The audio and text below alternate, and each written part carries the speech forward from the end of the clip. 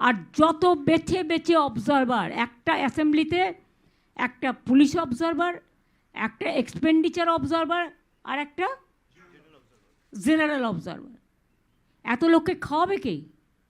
2024-এ 2000 কোটি টাকা আমরা পাইনি।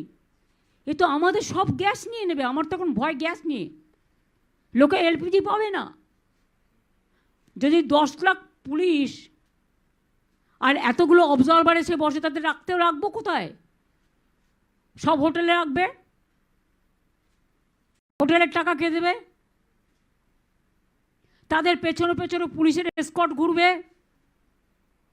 সিএপিএফের ঘুরবে, এজেন্সির ঘুরবে, বর্ডার থেকে টাকা আমদানি করবে, বিজেপির সব চিফ মিনিস্টার এখানে বসে থাকবে, কুচো থেকে পুনা, রুই থেকে পুই সব বসে থাকবে। তারা তো বাংলার সব খেয়ে নেবে। বাংলার মানুষের খাবারটাই বন্ধ করে দিচ্ছে। অধিকার কারা শুধু নয়, এত গ্যাস পাবে কোত্থেকে? এদের জন্য তো অনেক গ্যাস লাগবে। তাহলে মানুষ গ্যাসের সময় লাইন, আর তোমাদের সময় কি? এটা সাইন, ভোটের সাইন।